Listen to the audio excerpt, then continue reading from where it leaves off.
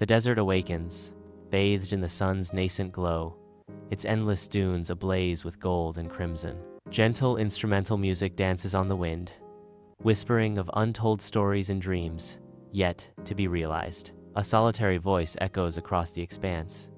What do you do when your dreams feel bigger than your life? The dunes stretch to the horizon, silent witnesses to the unfolding drama of ambition and possibility. Under the open sky of Jacob's camp, Joseph stands bathed in sunlight, his vibrant robe a stark contrast to the muted tones of the landscape. The robe, a symbol of Jacob's unwavering favor, wraps Joseph in an aura of untouchable grace. From the shadows, Joseph's brothers watch, their faces masks of envy and resentment.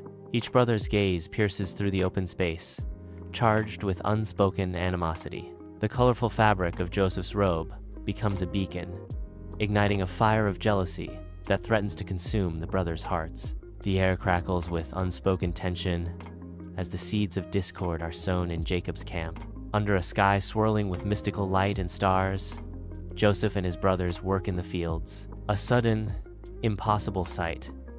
Joseph's bundle rises, defying gravity. His brothers pause, stunned, as their own bundles begin to bow. A silent, celestial affirmation of Joseph's destiny unfolds before their disbelieving eyes. The field transforms into a stage for a divine prophecy.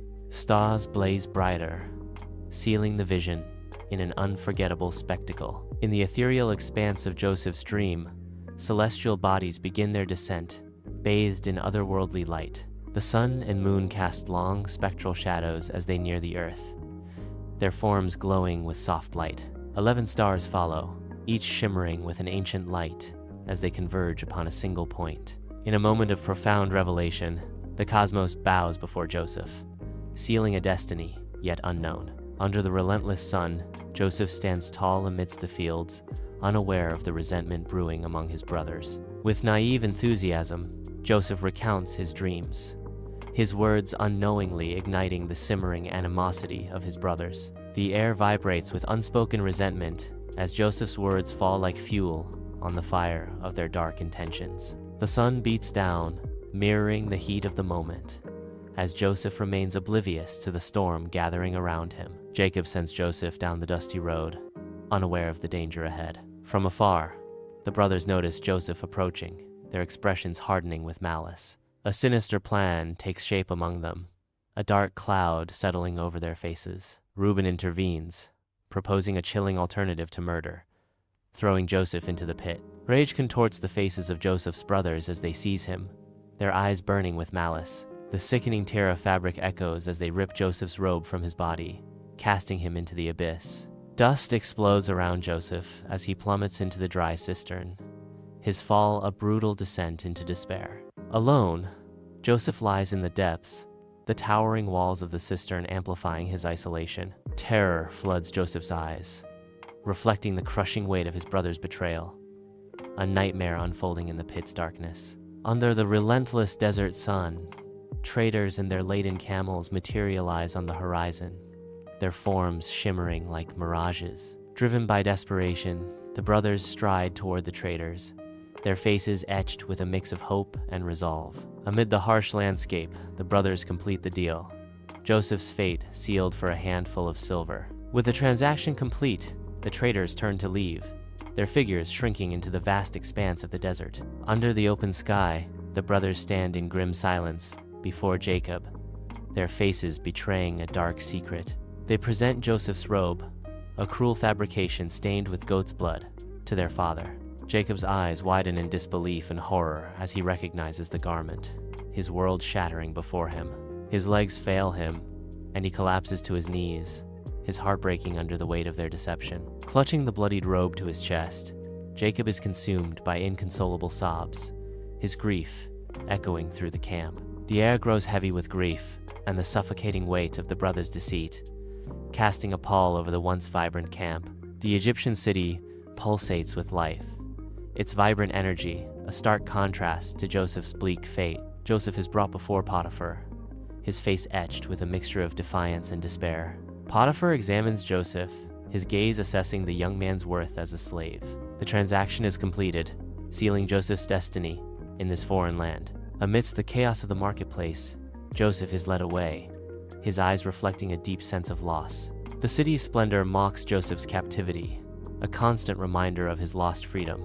Sunlight floods Potiphar's opulent home, where Joseph's youthful energy fills the air. Joseph interacts with the servants, offering support and wisdom in his youthful stride.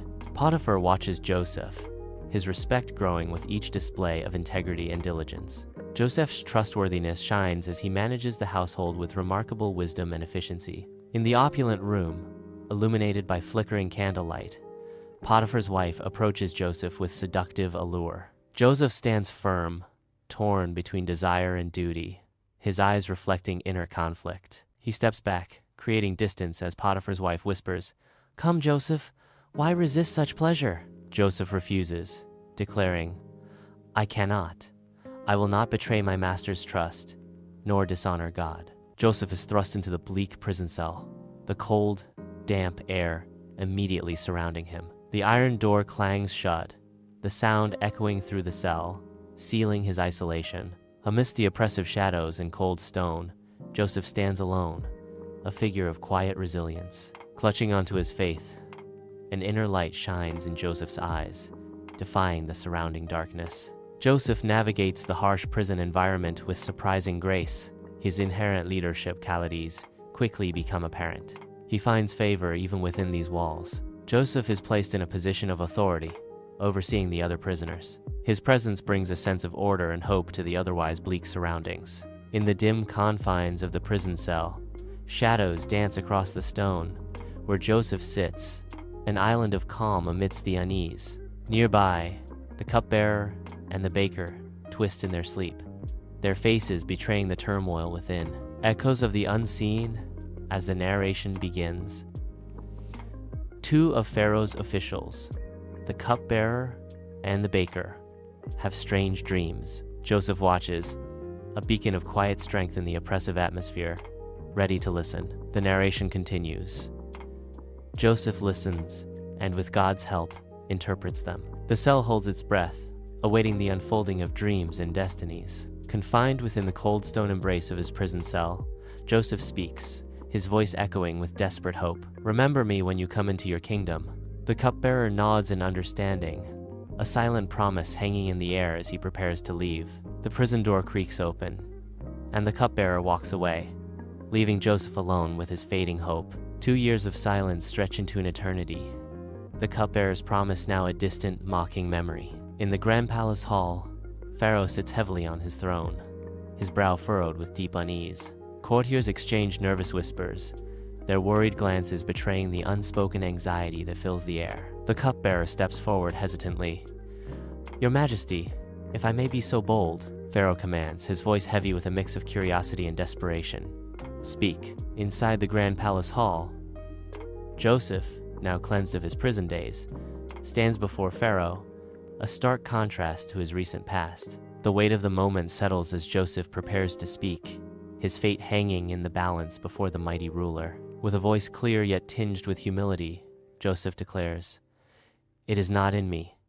God shall give Pharaoh an answer of peace." His words echo through the hall, carrying a message of divine guidance and a promise of tranquility to the troubled Pharaoh. In the grand palace hall, sunlight illuminates Joseph as he stands before Pharaoh, ready to reveal the secrets hidden in dreams. "The dreams, Your Majesty, speak of 2 periods.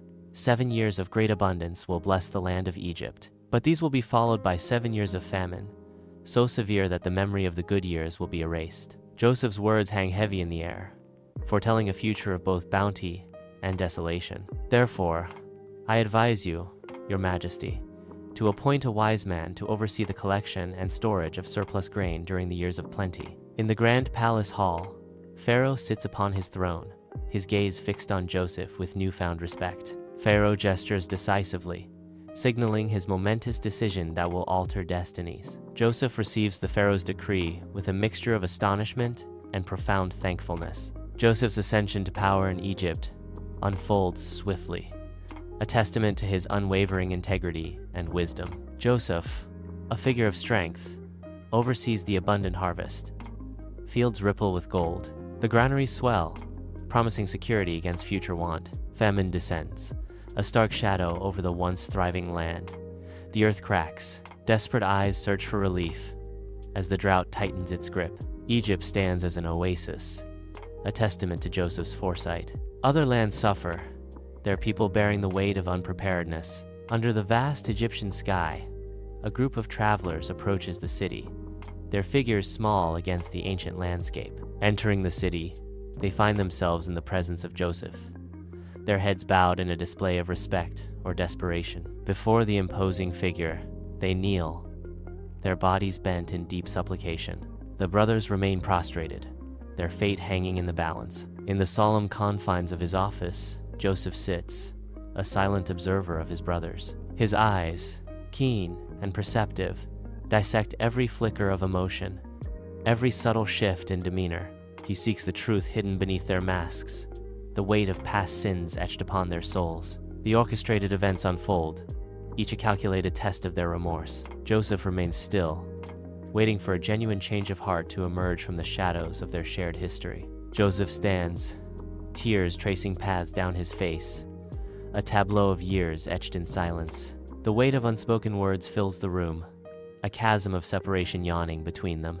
He inhales shakily, his voice trembling as he breaks the silence. With a voice full of emotion, Joseph declares, "I am Joseph, your brother, whom you sold into slavery." Beneath the scorching Egyptian sun, Joseph guides his aging father, Jacob, through the landscape. Years of sorrow and separation melt away as they embrace, a poignant reunion under the blazing sun. Joseph's face, etched with relief and love, reflects the depth of his devotion as he looks at his father. Joseph leads his family brothers and their families through the crisis, his actions marked by forgiveness and mercy. The camera focuses on his eyes, reflecting wisdom beyond his years. Even when we can't see it, God is working.